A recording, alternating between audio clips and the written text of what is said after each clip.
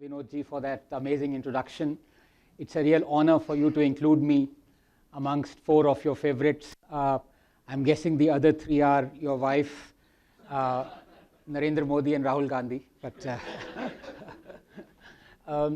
But it's a real pleasure to be here, and I'll tell you why. First of all, thank you to Jayantji for inviting me. But when he extended the invitation, I said, yeah, sure, I'll be glad to come. But I'm sure, Jayant, you know there is a problem. And he said, what is the problem? And I said, well, the problem is that I'm only always invited to any place once. He said, what do you mean by that? So I said, a couple of years ago, there was a debate in Kolkata, and I was invited there, and the topic was media as a watchdog. And my turn came, and I said, what are you guys talking about? Media, watchdog? Media is a lapdog. You guys run fake narratives all year round. You spread fake news. You're like lackeys of the ruling dispensation. The politicians give you money to print what they want to print. Then they give you money to not print what they don't want you to print. And whenever you caught spreading fake narrative, you publish an apology on page 17, bottom right. You're not watchdogs. And the worst culprit is the Telegraph newspaper of Kolkata. And whatever Mamta Didi asks you to print, you print, and you're a lapdog. I didn't know the debate was sponsored by Telegraph. I ran from there, and since it was Didi territory, people were telling me, sir, you're 15 minutes away from the airport. Sir, now 10 minutes away. Sir, flight is about to take off. Then about a year ago, at a university in Delhi, I was invited again to a gathering, and the discussion was politics and beyond. And my turn came, and I said, look, aren't we all tired bashing politicians day and night, and especially me at night, with every chance that I get? I think the time has come for Indians and this country to concentrate or focus on the other aspect of our fledgling democracy, the so-called pillar that's rotting away, and that is the judiciary. Because truth be told, when we focus almost entirely on the executive and the legislature, why do we give a free pass to judiciary?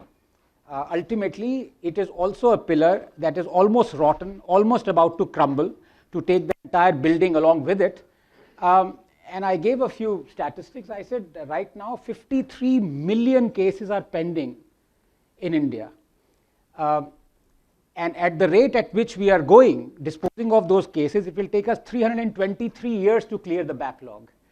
That's more than the population of South Korea and Kenya, 53 million. And there is corruption, there is nepotism, there is collegium. I hope there is no judge sitting here. There's a collegium system. The judges don't want to elect themselves democratically. 9 Supreme Court judges passed on in a sealed envelope about rampant corruption in the higher judiciary. Only 10% of judges have declared their assets, even though judges have made it mandatory for others to declare so. There are only 20 judges to a million Indian population. In America, it's 150. And given the fact so many cases are pending, given the facts we have so few judges per million population, the other amazing fact is that 32% of all High Court judges' positions right now are lying vacant. 22% of all Indian judicial positions are lying vacant. And what to talk of corruption in judiciary? We've just seen one brazen example of judiciary very recently, about 6 months ago. And 75% of all Indian prisoners are under trials. They've been denied bail. They're rotting away in the jail. 225,000 cases are pending for rape and POXO related cases. 135,000 cases are more than 35 years old. So I said, if there is one aspect of democracy that needs to be looked at with a lens, it is the judiciary. And there are some high courts where 32% of everyone working there is related to each other. Punjab and Haryana High Court judges related to lawyers, related to temple. So I said, this is what we need to tackle. And I went back to the dais, and the person sitting next to me was the Chief Justice of Allahabad High Court. I forgot I had driven there. I left my car there and took an Uber and ran. So I said, Jayant, this is what you're getting if you're calling me. So I said, no, you come. So ladies and gentlemen, here I am. I promise you, with the hope that I'll never be called again, I just need to take 40 minutes of your time and tell you something that astonishingly as it happens, or rather not, me being also from the field of science, dabble in it, how closely what you're talking about today is a parallel of Kaizen that I also work on. And Jayant stole a little bit of my thunder by showing that slide and that the kind of quote from The Origin of Species, because what Kaizen, he said the exact meaning, continuous improvement, that very closely mirrors Darwinian evolution.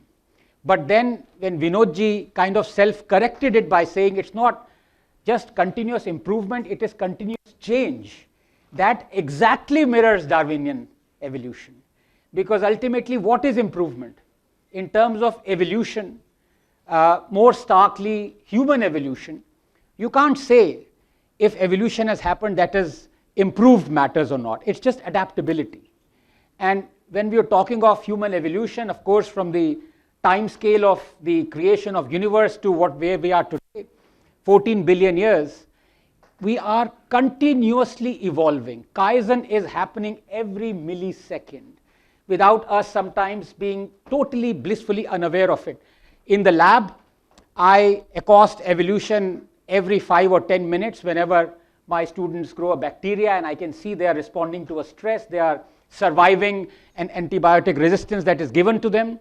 I see antibiotic resistance in the pathogenic species that we deal with, specifically Mycobacterium tuberculosis, that right now there are strains in India that are called TDR, totally drug resistant strains.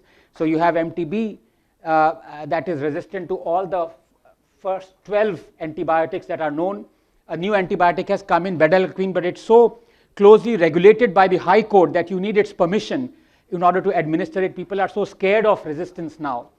You have malaria, where the only viable anti-malaria drug is artemisinin. That is also in East Asia, there is rampant resistance to artemisinin as well. So I see evolution all the time in the test tube, in the Eppendorf, on the plates.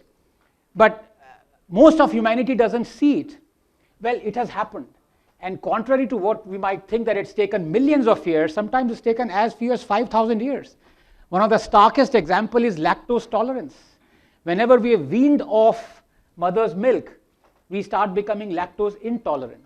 But because we started having species where we derived milk from it and we drank milk, in the last 5,000 to 6,000 years, we've developed a mutation in a gene that is making us lactose tolerant. So that is human evolution, because we became a species of milk drinkers. Another example is Tibetans who live at high altitude. They have mutated their genes so that they can survive at low oxygen. And one of the most prominent examples is our skin color. So you had the equatorial environment. You needed to protect yourself from sun, and your skin became darker because of melanin production that helped you evade skin cancer. And when you went to countries away, more and more away from the equator, you developed less and less of melanin because you wanted more of the UV and the sunlight to get more vitamin D. These are the almost always continuous change. In these three examples I gave you, you can say continuous improvement, but there is also a change always brings two sides. You can either improve or you can die and wither away. So I would want an organization to change rather than to strive for improvement, because change can bring about improvement. And if you were to take risk, you have a risk of withering away, but then of course you have the risk of becoming successful. And there are two tragic examples of human evolution that has been brought about by adaptability, change, but at least in the short term we cannot say you can call it improvement.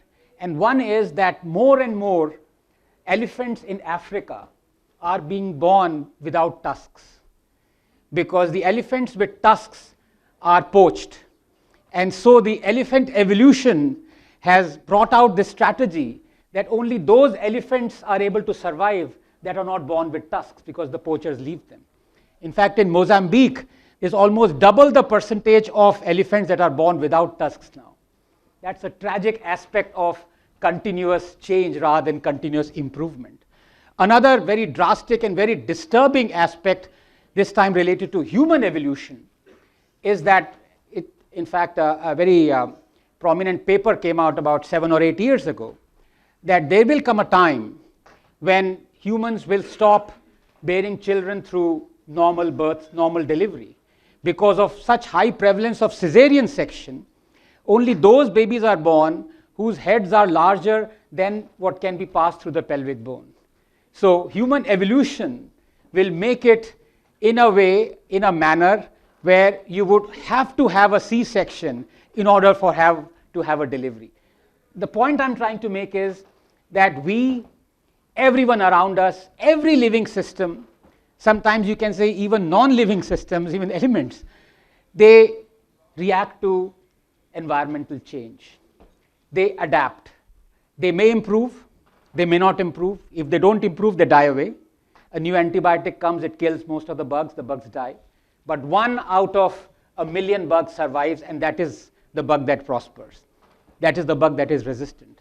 So continuous change and continuous improvement, although they're intertwined, the beauty is at Kaizen, and what I have read about it, you're striving for something that is going to not just change you, but improve you. And here quickly I come to, in the next half an hour that I have, I want to talk about something that is related not just to science, but to the fact that there is a new phrase in town that we've been using for the last 2 years, and that phrase is called Viksit Bharat. Almost everyone believes that India would be Viksit by 2047. Everyone somehow thinks that we are going to get there, and the chances are very high, because this time round we truly are at an inflection point. But again, the fact is that we have been at inflection points before. And then suddenly, while we were about to take off, the pilot said, "Ladies and gentlemen, there is a snag," and parks the plane by the driveway or by the hangar. I don't want that to happen. I want India to hop on from the treadmill to the travelator. You see, the thing with treadmill is that if you don't show the bottom half of the treadmill, you just show the top half, you are left with the impression that you're going somewhere, you're huffing and puffing, but ultimately you're going nowhere, your displacement is zero. And I don't want us as a nation, while dreaming of Viksit Bharat, to all huff and puff, but ultimately continue to be on a treadmill, not hop on to the travelator. Of course, travelator is the middle thing. What we really want is to hop on to the elevator, but that will come later. First, let's do the first thing of hopping on to the travelator. And this is where the synergy with this evening comes. That cannot happen if we either consciously, with strength, or subconsciously adapt or adopt the Kaizen philosophy. And here I begin to tell you about the things that make a company successful. A company is successful if we realize or if we understand what are the fundamentals of success. But it's not very easy, because you can draw out help yourself guide to about 100 fundamentals of success, and at the ultimately you're neither there nor there. And as the adage goes, success hides failures. And also, especially if you're a politician, you would never disclose your failures. So what are the fundamentals? And I think at the core of us achieving this Viksit Bharat status is the principle of trying to understand what makes a nation, what makes a company, what makes a people successful. But the first question we need to ask is, have we tasted success at all? There are parameters that can describe what do you mean by a nation being successful, what do you mean by a nation not being successful, where is the graph going? Certainly, if you were to look at when we attained independence, there are parameters, and you can say, yes, we've tasted relative success. For example, in 1947, when we gained independence, our life expectancy was 32 years. 32 years, can you imagine? Now it is upwards of 76 years. When we gained independence, our literacy rate was 12.5%. Today it is 86%. When we gained independence in 1947, our poverty rate was 71%. Today it's 4.5%. And the most troubling, in 1947, our IMR, or infant mortality rate, was 160. That meant that out of every 1,000 babies born, as many as 160 did not live to see 1 year. Today it is 24, and in some states like Kerala, it has even bettered Eastern European countries 6 or 7. So yes, we've tasted, you can say, success, relative success. And if you were to scrunch the timeline, not just 75 years, make it 10 years, then I would say it's not just relative success, it's been stunning success. Let me give you a few parameters. In 2014, for example, 29% of Indian population was multidimensionally poor. That's the new metric that is used by the economists and the policymakers, that includes health, wealth, prosperity, education parameters. Right now, 11% of the Indian population is multidimensionally poor. So in the last 10, 11 years, we've literally pulled 250, 260 million Indians out of multidimensional poverty. I would say that is stunning success. In 2014, our GDP per capita was 1,500 USDs. Today it is touching 3,000 USDs, almost double. In 2014, our foreign exchange reserves were $300 billion. Today it is $705 billion. So many other, for example, in 2014, there were 5 cities that had metros. Today there are 20 cities that had metros. We had 74 airports then, we have 148 airports now. 21,000 kilometers of railway lines were electrified 10 years ago. Now it's 65,000 kilometers of railway lines that have been electrified. Our electronics exports were $7 billion 10 years ago. Today it's $25 billion. And the number of highways that Jayan talked about, in the last 10 years, we've built half the length of highways that we had built in 60 years previous to 10. That's why I call Nitin Gadkari ji not human but alien. Incidentally, he is actually an alien because he loves giving podcasts. In one of the podcasts, he was mentioning he was going for bariatric surgery. He's a food lover. And he said 1 hour before the operation, he had 5 plates of chola bhaturas. Only aliens can do that. So many other parameters as well. For example, our solar installed capacity 10 years ago was 2 gigawatts. Last week it touched 100 gigawatts. And those who are wealth creators amongst you, all of you are, but you would appreciate that 10 years ago, our AUMs or assets under management in mutual funds were 9 lakh crores. Today it is 67 lakh crores. So it's just absolutely stunning. And one of the most stunning achievements for the youngsters amongst you, all of you youngsters, but you would appreciate that 10 years ago we had 350 startups. Today we have 125,000 startups. So yes, not just relative success, I would say, tasted stunning success. And if you were to scrunch the timeline even further, not 75 years, not 10 years, but 1 year, then I would say we've tasted spectacular success. Let me give you some parameters. Our GST collection over the last 1 year has been the highest ever since records began, $270 billion. Number of vehicle sales, highest ever, 25 million. Number of income tax pays, highest ever, 80 million. Number of jobs created, highest ever at 46 million. Exports, highest ever, 826 billion. Our central government debt to GDP ratio at a 5-year low of 53%. Our so many other metrics, for example, you look at the PMI manufacturing, highest ever at 59.2. You look at things that should remain low, our inflation is at one of the lowest ever, 0.3%. That was it last year, last month rather. And it's hovered around 1.5 to 2% over the last 1 year. Our Gini coefficient, which is important and analyzes the inequality, has been the lowest ever at 0.29. And our Sensex has been the highest ever at 86,000. In fact, it breached 86,000 2 days ago. So not just relative success, but stunning success and spectacular success. And many amongst you must be thinking, what's this guy talking about? Trying to find out what are the fundamentals of success and what is this thing you need to talk about, continuous improvement. Of course, we are going to reach there. We have been tremendously successful. Well, if that is the case, then why is it that till today, more than 125 million Indians live on 60 rupees a day? Why is it that till today 150 million Indian children are out of school? Why 34% of all Indian infants are chronically malnourished and stunted? Why is it that till today 20% of all poor children have never been vaccinated? Why is it that till today 8 million Indian children are in child labor?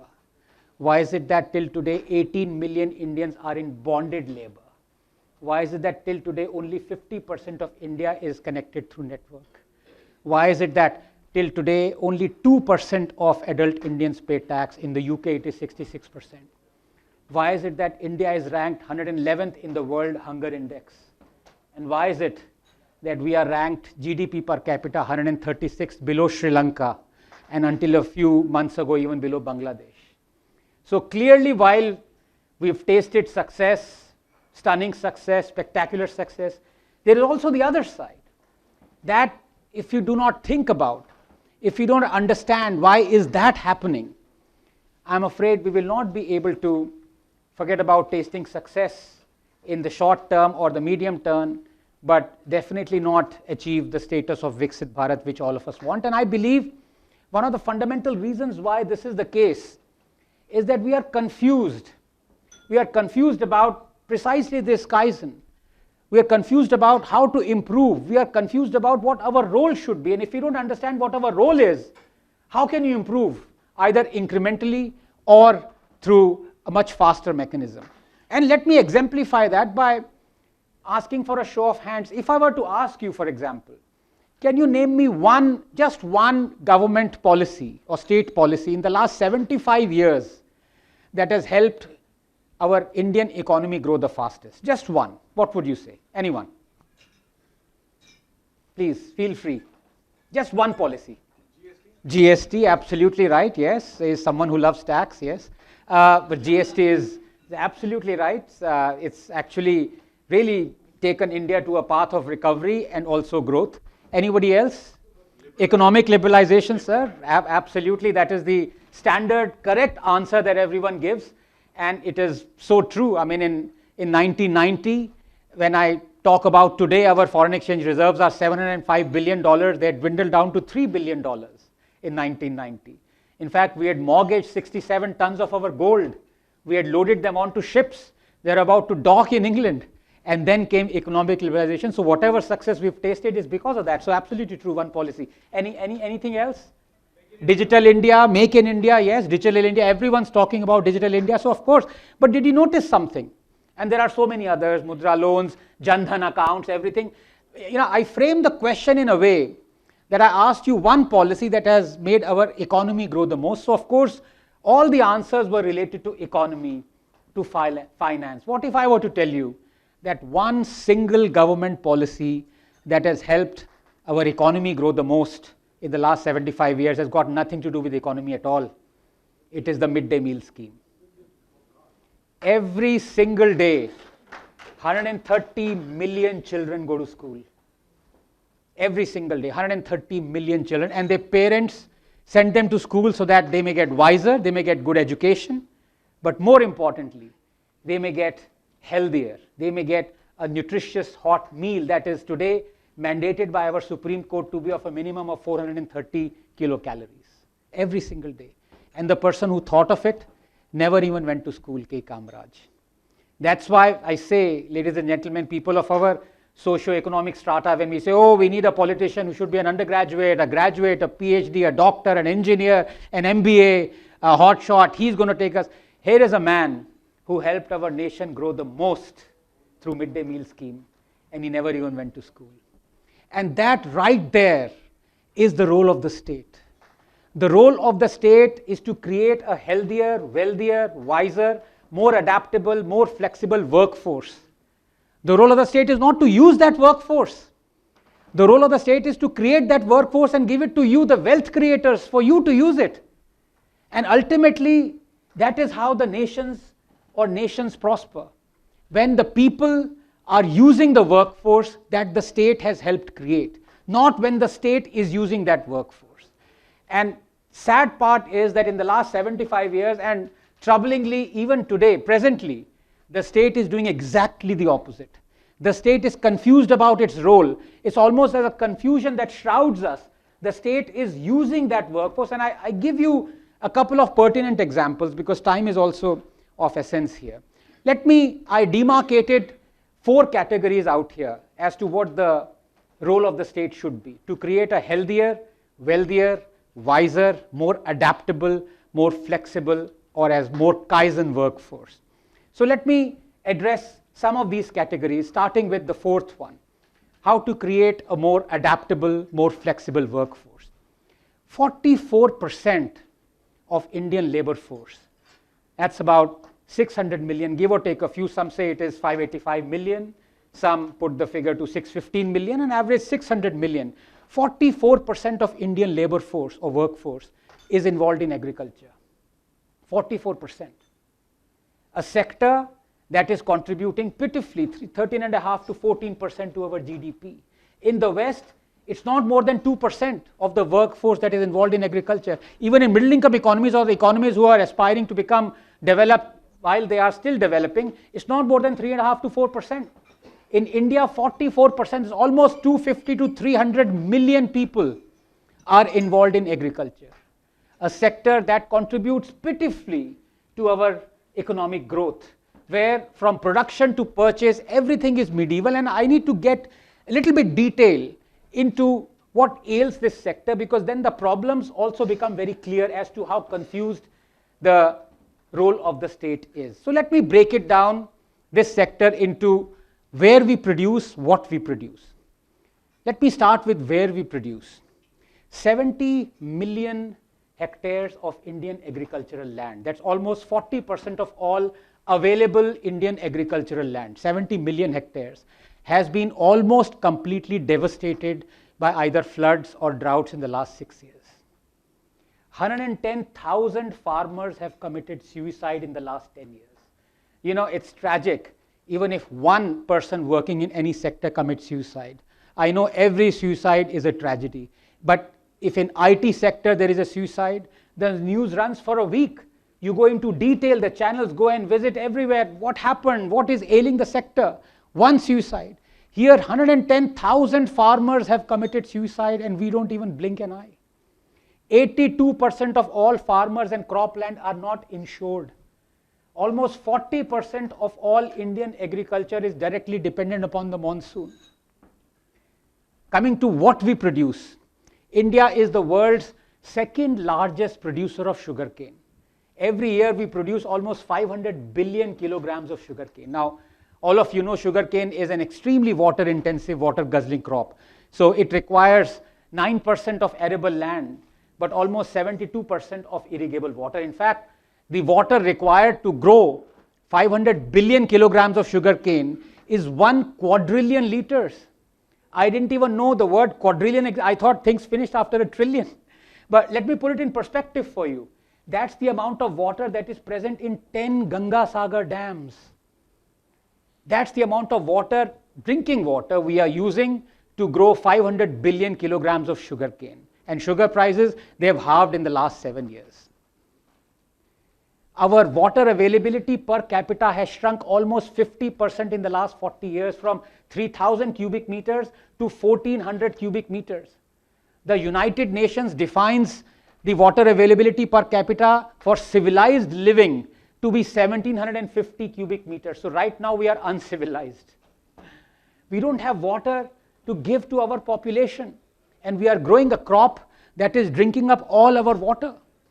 We have a situation where 72% of all Indian river water flows into the ocean, almost waste you can say, every monsoon. 3,200 billion cubic feet of Godavari river water goes waste into the ocean every year. What is the water requirement for the entire state of Tamil Nadu? 1,800 billion cubic feet. How much goes waste? 3,200 billion cubic feet. One politician decided enough is enough. We can't go on like this. We are going to take out all the water to grow a crop we don't need. And the point is that every year, because of political expediency, each and every political party, each and every politician is promising more and more MSP equivalent for sugarcane. They are in fact, rather than discouraging farmers to grow sugarcane, they are encouraging farmers to grow more sugarcane. Things that we don't need. So as it happens, this politician is again the chief minister now. I talk of Devendra Fadnavis, who is right now the chief minister of Maharashtra. But when he was the first time round, he brought in a law whereby if anyone wanted to grow sugarcane, he would have needed government permission to do so. And that was a master stroke, because if in this country you don't want anything to be done, you need to seek government permission for it. But in 3 months, he had to renege on the order. I won't name the politician who forced him to take back that order. Our country awarded him the nation's second highest honor. He runs the liquor industry in Maharashtra, and molasses is a byproduct of sugarcane industry that is required for that. This is how the state is performing its role. We should be linking rivers. The Supreme Court, across 5 benches, across 35 years, 5 governments has mandated that we link 30 rivers. What is the progress that we have made?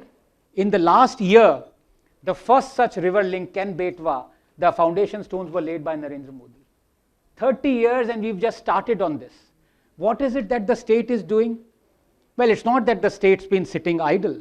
We have the Narmada Dam project, which is a fantastic achievement of sorts. Right now, Narmada Dam project provides 33 million households with tap water connection. It irrigates 2.5 million hectares of lands across 5 states, and it powers 1.5 million homes. But there's just one thing. The foundation stone of Narmada Dam project was laid by Jawaharlal Nehru, and it was inaugurated by Narendra Modi. 50 years it has taken for us to get to a state where we can have a project whereby this role of the state is identified, is to give growth, not to take it away from the citizens. As far as what we produce, quickly coming on to what we produce, India produces roughly around 4,500 kilograms per hectare of rice. That is almost 50% less than what is optimally produced per hectare of rice if you look at most middle income or rice growing economies, rice growing countries like Thailand and Vietnam. When it comes to maize, we grow 25% of what is optimally produced. As I said, everything from production to purchase is archaic, almost medieval. Our practices allow us to waste 70 million tons of fruits and vegetables, almost 30% of what we produce. 40 years ago, India was producing 80 million tons of food grains. Right now, we produce 320 million tons of food grains. But here is the thing. What is our storage capacity? Is 145 million tons. We cannot store adequately half of what we are producing. It is rotting away in open. And whatever is stored, rats are consuming it. In fact, when COVID struck, we could not distribute 8 million tons of our food grains because, quote unquote, it was considered unedible because rats had chewed it. But at the same time, our farmers are being given more and more MSP incentive to grow more and more of this, because no government worth his or her salt politician has the guts to say no, enough is enough. And the tragedy is what we are producing, it is laced with poison and pesticide. India is the world's second largest consumer of pesticide. Every year we consume 60,000 tons of pesticide. Every year 30,000 Indians die of pesticide. India's food export refusal rate is one of the highest in the world, 7 times more than China. Countries don't want to buy the food that we export. Forget about countries. States inside India don't want to buy each other's food. Forget about states that are politically agnostic or against each other. Allied states don't want to buy the other states' food. Right now, Karnataka, that is governed by Congress, refused rice grown by Punjab, that is an ally, Indie ally, which is AAP, because it said it's laced with poison. Every day there are 3 trains that run from Punjab to Rajasthan. They're called cancer trains. Our food is contaminated. Our air is contaminated. Our land is contaminated. Our water is contaminated. This is how we are running Indian agriculture. And 3 reforms would have changed everything. And one man said, let me bring in those 3 reforms. And from independent India onwards, according to me, they were the greatest reforms, because yes, while many reforms have happened, they have touched 10 million lives directly, indirectly, 5, 10, 20. Here were 3 farm laws that would have catapulted us to a middle income economy maybe in a decade, decade and a half. I talk of the 3 farm laws that were brought in by Narendra Modi in 2019. And when he brought them, He would have thought they are the easiest reforms to bring in. Why? Because he never promised them. The opposition parties promised them. The 3 farm laws were not in the BJP election manifesto at all. They were verbatim in the Congress manifesto. They were verbatim in the manifestos of other political parties. But the moment Modi brought them, all hell broke loose. Suddenly the opposition, every political party took a U-turn. They said these are black laws. Highways were blocked. The capital was laid siege on. There were chakka jams all around. Parliament was disrupted. Every mayhem ensued. Deaths happened. In fact, the country suffered an economic loss of 3,500 crores every day for the entire year. And those 3 farm laws were, the first one was, and it's astonishing how Kaizen related they were. The first was that you would give farmers a choice where they could sell their produce. They could either sell it on APMCs, government mandis, or private marketplaces.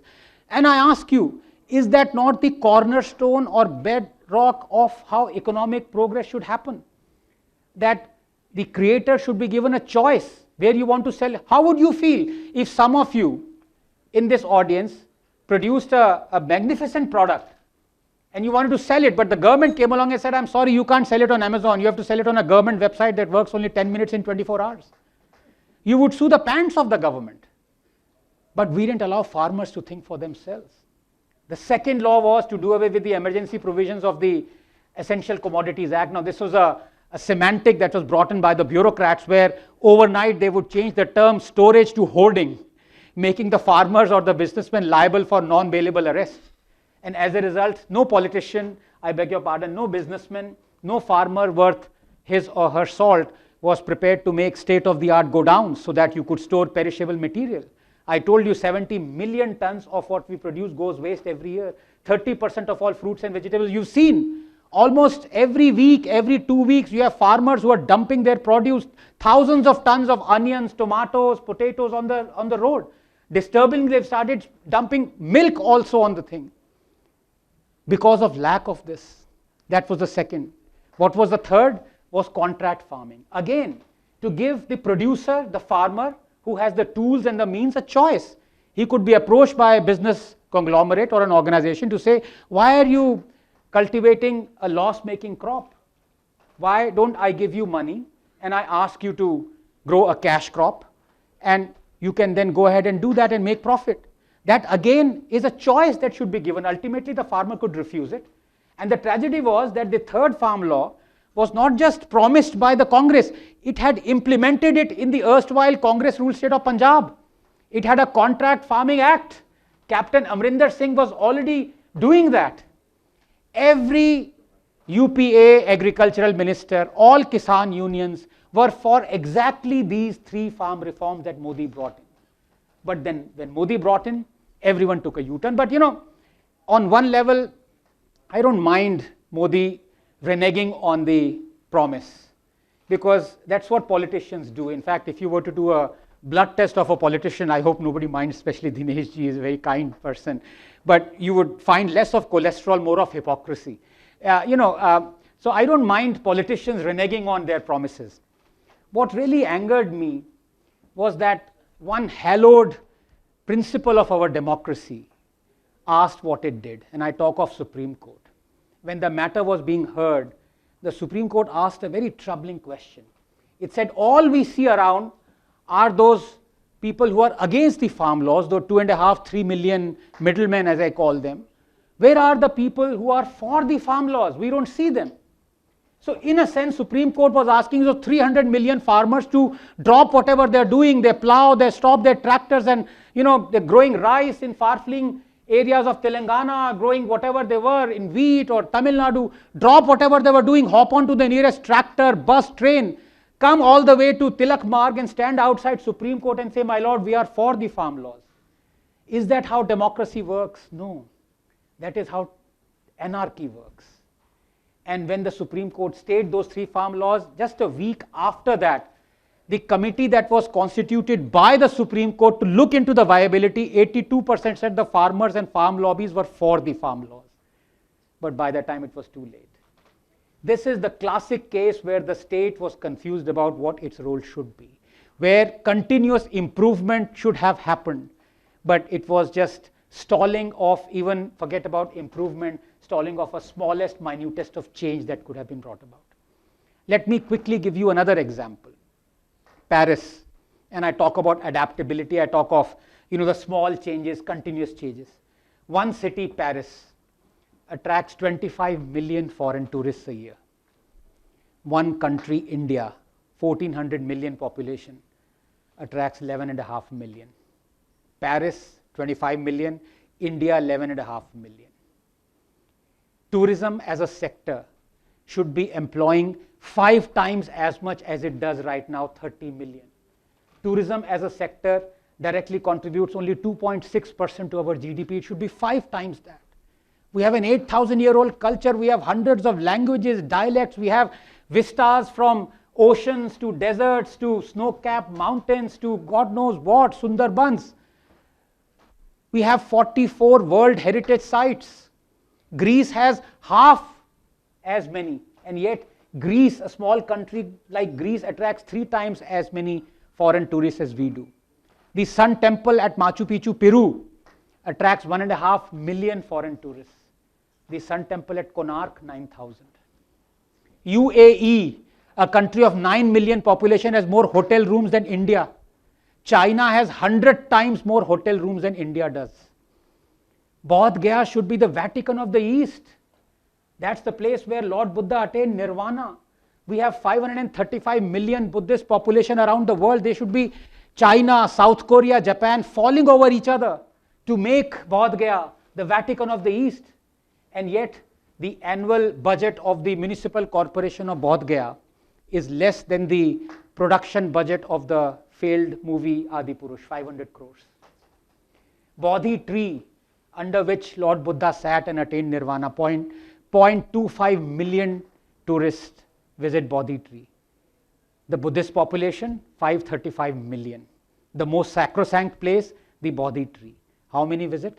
0.25 million. And it's not that politicians haven't thought about this, low-hanging fruit, tourism. So at the heart of attracting the labor to tourism is skilling. And the Prime Minister said, we must have a Skill India mission in 2014-15, and the idea was by 2022 we would skill 400 million Indians. Well, 2022 came and went. How many did we manage to skill? 14 million. Target 400 million, we skilled 14 million. There is a 60% gap in the supply and demand as far as labor for tourism is concerned, 60% gap. And people do realize that also at the heart of skilling is apprenticeship. Without apprenticeship, it's very difficult to skill people. And believe it or not, India has had an apprenticeship act going back to Nehruvian times, 1962. Our workforce is 600 million. How many apprentices do we have? 0.5 million. What is the state doing? What is the role that it is fulfilling? I'll tell you what the state is doing. The state is running 495 hotels. Almost every one of them is loss making. And the only time that hotel run by the state makes revenue is when you have to ferry politicians or political parties from one part to another after election so that they don't deflect. It's the lowest hanging fruit, and yet we are not plucking it. We are watching it rot. But having told you about the confused state of what the responsibilities of the state is, let me not shirk away from how the citizenry, how we, the citizens, are also confused, because ultimately both go hand in hand. If we are not confused, at least we can tell the state that you are confused, and vice versa. But if both the state and its citizens are confused, then forget about Viksit Bharat. Now, I am all for welfare state. I believe in the benefits of welfare state. If India was not a welfare state, we would wipe out tens, hundreds of millions of Indians. Nobody wants that. We want to become a prosperous country together. Nobody wants an island of prosperity in an ocean of despair. Nobody wants a 50,000 GDP per capita of a gated community while the rest of India is wallowing in 3,000 GDP per capita. No. And welfareism saves lives. The fact of the matter is that if Modi had not built 120 million toilets, did you know that every new toilet that was built has saved the family household upwards of 50,000 rupees in health costs? If 110 million tap water connections were not given, did you know that diarrheal deaths under 5 have been slashed by half. Welfare actually saves lives. You talk about giving 100 million gas connections. 150,000 Indian lives are being directly saved because of this Ujjwala scheme. And this even I didn't know, that the greatest danger to an infant was not some disease. The infant mortality cause in India, the highest one, is because of household pollution. When the mother blows air through the pipe to ignite the chula, that is what is the greatest cause for infant mortality. Welfare is saving lives, and it's not just the health welfare. You have, of course, Ayushman Bharat scheme, 370 million health insurance cards have been distributed. More than the population of UK, 72 million Indians have been treated by that. And the fastest descent of an Indian into poverty was the out-of-pocket expenditure that has been slashed because of Ayushman Bharat scheme by 27%. And the biggest achievement, according to me, in independent India was to have vaccinated 1 billion Indians twice over within a period of 1 year. So welfareism saves lives. But this is what we have to understand as citizens. There is welfareism and there is freebism. And there is a line between it. And unless we identify that line, I'm afraid, forget about Viksit Bharat at 2047, even 2147 doesn't seem like a possibility. Because a politician will never define that line. For a politician, every freebism is welfareism. We as citizens have to divide that line. And if we don't, let me take a show of hands out here how oblivious we are about drawing. And it's not very easy to draw that line, it's abstract, because what is freebism? What is welfareism? In fact, I have defined it in my own sense. I believe welfareism is you use Indian taxpayers' money for the welfare of the society. And freebism is you use Indian taxpayers' money for the welfare of the politician or his political party, for appeasement, for appeasing a vote bank, for placating a vote bank. So welfareism is pro-Indian, pro-national, freebism is anti-national. But we have to define that line. We don't have that luxury like America has. Right now, the accumulated debt of all Indian states is 110 lakh crores. Where is all that money going to come from? And you know, when many of you applauded when I said 10 years ago we had 350 startups, right now we have 118,000. Those are the fellows on which the axe will fall first. They would have to pay more tax. There is no such thing as free lunch. We are not America that's under a debt of $38 trillion. It doesn't care, it might be $50 trillion. They'll have chopper money, they'll print it. We have no such luxury. Somebody has to pay for it. And unless we realize the difference between freebism and welfareism, I'm afraid we are staring down the bottom of an abyss from which there is absolutely no escape. And let me take a show of hands out here why we are confused about what our role is. At the risk of sounding patronizing, please bear with me. I want a show of hands as to how many of you love your families, please. Please indulge in me. Raise your hands. All the hands have gone up. Thank you very much. How many of you, your families are in debt? Please raise your hands. Not a single hand has gone up. So all of you love your families. None of your families is in debt. Now again, at the risk of sounding patronizing, another show of hands, please. How many of you love India? Please raise your hands. Thank you very much. One hand. You're not communist by any chance, are you? You're not from JNU, are you? No, so all of you love your families. None of your families is in debt. All of you love India. Then how the hell are you, me, everyone able to sleep at night knowing that India right now is under a debt of 260 lakh crores? हमें नींद कैसे आ रही है? Who's going to pay for that? That is what freebism culture is, and people have smelt blood. Politicians cutting across party lines have smelt blood. They know that if they indulge in freebism, they're going to win election. You know, there was BJP that was mocking Rahul Gandhi's khatakat scheme where he said, I'll give every woman 1 lakh every year. BJP mocked it, said, are you crazy? That's freebism gone haywire, we will go bankrupt. But then came Maharashtra elections. And BJP just didn't promise it, it delivered 1,500 rupees per month to every Maharashtrian eligible woman aged 21 to 60. And the then incumbent chief minister said, if you elect me again, and he was elected again, I would double it to 3,000. That first time round cost the Maharashtrian exchequer 51,000 crores every year. People blame Kejriwal, rightly so, for being the freebie king, for making states go in debt. But right now the debt of Maharashtra is upwards of 8 lakh crores. Karnataka is reeling under a debt of 7.6 lakh crores. Who's going to pay for all this? Rahul Gandhi demanded a guarantee of MSP for every grown crop, and BJP rightly mocked it. The government said, are you crazy out of your mind? It's going to cost the exchequer 16 to 20 lakh crores every year. As it is, we have only 45 odd lakh crores to distribute that Ms. Sitaraman does every year. 20 lakh crores yahan chale jayenge, bachega kya? But then came Haryana election. And BJP promised exactly the same for every Haryana farmer. And what happened? BJP won. You know, in 2005, celebrated economists, of course they were, Dr. Montek Singh Ahluwalia and Dr. Manmohan Singh said, we cannot go on like this. We will go bankrupt, the kind of way we are distributing our pensions. Because in 1980, only 2% of our revenue went in giving pensions. Right now it is 20%. I'm talking about 2005. So they came up with what they call the NPS, new pension system, whereby the government would contribute 14%, I think, or 10%, and the employee would contribute roughly the same, as opposed to what is now called the OPS, or the old pension scheme, old pension system, where you would draw out 50% of your last drawn salary. That was also tax free. And soon the central government, of course, and a lot of states progressed towards the NPS. And India started saving money. But then came 2022, and another celebrated economist, Rahul Gandhi, he went to Himachal Pradesh. I did not hear even a single smirk, so all of you believe Rahul Gandhi is a celebrated economist. That's good news. He went to Himachal Pradesh and he said, if you vote me to power, I will junk the scheme that my own party brought in, and I will revert to the OPS, disrespecting what Dr. Montek Singh Ahluwalia and Dr. Manmohan Singh had done. Himachal Pradesh had 1.3 lakh government employees, 1.6 lakh pensioners. Congress won.